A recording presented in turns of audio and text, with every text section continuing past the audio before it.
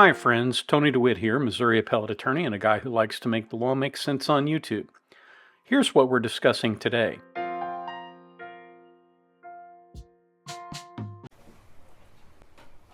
We told you in jury selection it was going to be 3 weeks, and it's now been 2 weeks, so we're a little bit ahead of schedule. This is our time for our closing argument, and I'm going to spend some time going through the evidence, and I'm going to spend some time going through the elements of the crime. I want you to know that I've been watching you diligently, taking notes and listening. So what I'm not going to do is spend a lot of time repeating everything that was said from the witness stand, because I know that you all listened, and I also want you to know that I really appreciate that, and I know the court does too. I told you during jury selection that it wasn't going to be easy, and it was not easy. Listening and watching and thinking about 4 young kids being gunned down in their school is not easy. You listen to every witness, you examine the evidence, and I suspect that many of you feel the way that we do, that it's difficult. But we owe it to the victims and their families to say what really happened. And you've listened and you've done that. In our system of justice, we have different roles to play, and each role is different. There are people who think it's the prosecutor's job to convict people. I don't think that's the prosecutor's job. I think my job and our job is to present the evidence and the facts and tell you the truth. And telling the truth sometimes means showing you things none of us want to see, some of us don't agree with, some of us don't like. But I believe that that's my job.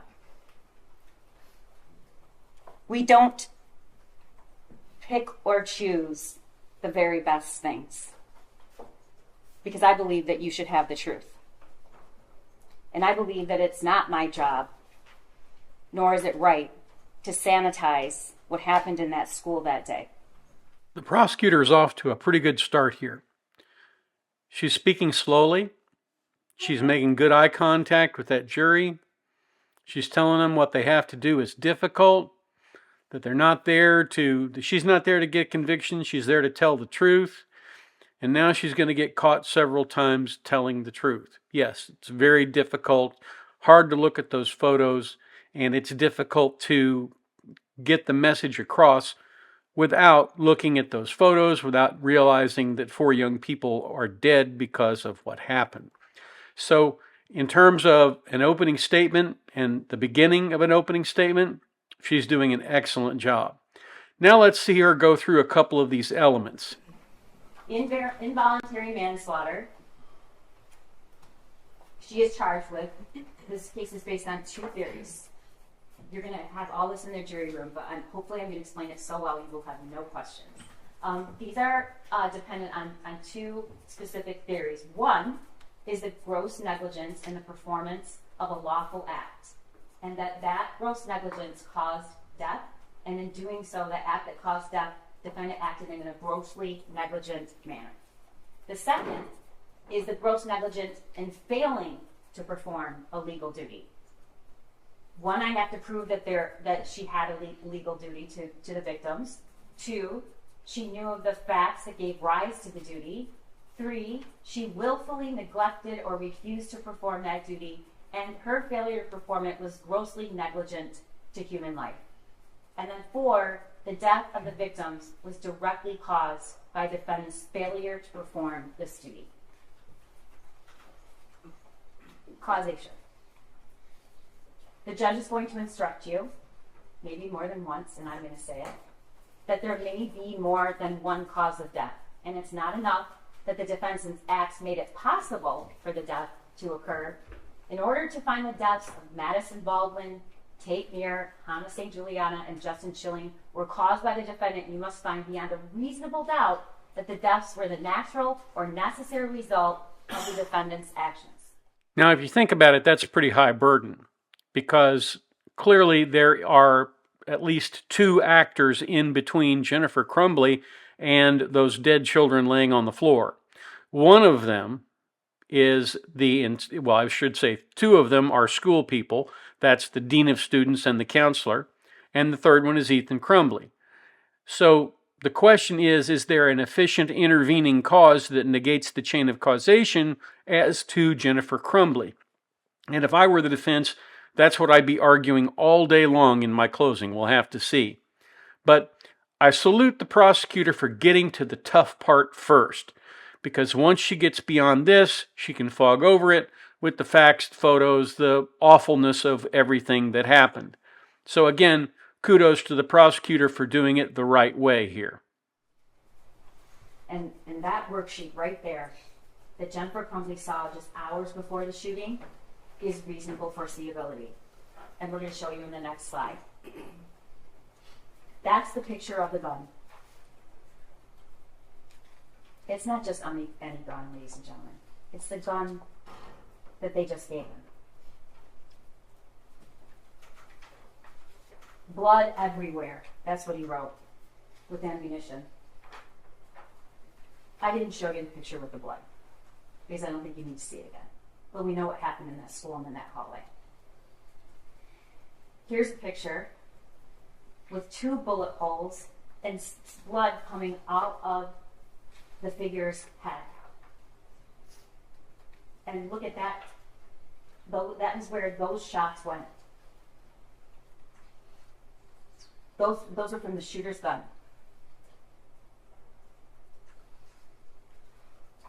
The thoughts won't stop. Help me. These are all of the things that were texted to Jennifer Crumbly. This was in March. But he's writing it on a piece of paper and he's showing it to her. That is foreseeability. And that's an excellent point.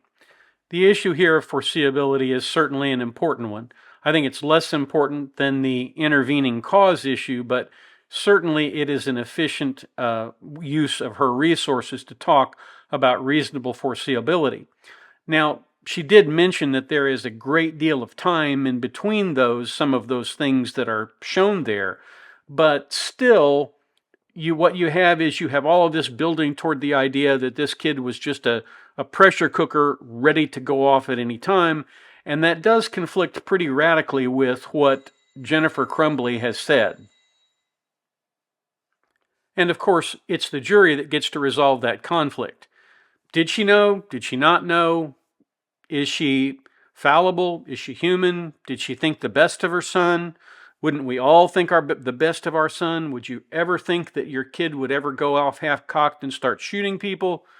I don't know the answer to that. But I give the prosecutor good credit here for doing the right thing, putting all of the dates on there and not trying to fog over that. This is an ethical prosecutor, and she's doing, I think, a very good closing argument. Why does she care about any of these things?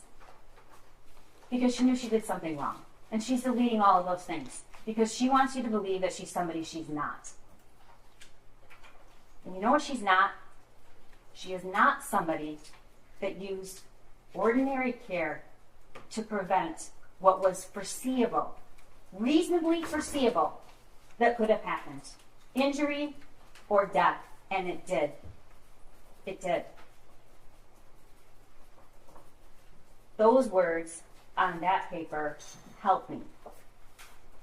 She walked out of that school within 11 minutes, didn't so much even address her son. She did not give him the help that he wanted. And you can argue about the months before and the weeks before, but if you just even look at what happened that day, she walked out of that school and she knew something bad might happen. What does she do when she gets back to work? She all of a sudden texts her son, "Are you okay? You can talk to us." These are the actions of somebody who was worried. She was worried and she was concerned and she was panicked until after. And then it's a different story. Why? Because she knew she had done something wrong. She walked out of that school when just the smallest smallest of things could have saved, could have helped Hannah and Tate and Madison and Justin. Just the smallest of things.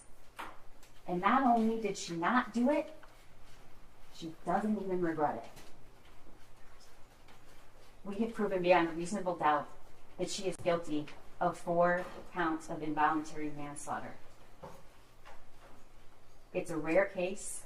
It takes some really egregious facts. It takes the unthinkable. And she has done the unthinkable. And because of that, 4 kids have died. So I'm asking you to go back when you hear the law, review the evidence, and find her guilty, because we have proven her. Thank you. Well, I think you can see where the brain power resides in this prosecution, and it's in this lady. She's done an excellent job. She's been clear. She's been cogent. She hasn't rushed her way through this. She simply delivered on the issues that are in this case. And I think she did an excellent job of covering everything that needed to be covered. And in that regard, we'll have to see what the jury thinks, but I think there's probably a much stronger likelihood of conviction based on her closing argument than on the cross-examination that the other lawyer did. So this is where I'm going to stop on this video with regard to the prosecution, and now I'm going to analyze the defense's case, and we'll see where it stacks up with the jury. So that's what I have for you today. Thank you so much for watching. If you have any questions, leave them in the comments down below. Like, share, subscribe, you know those things we ask you to do.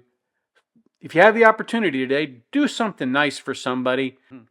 And catch me down here again next time at the beach.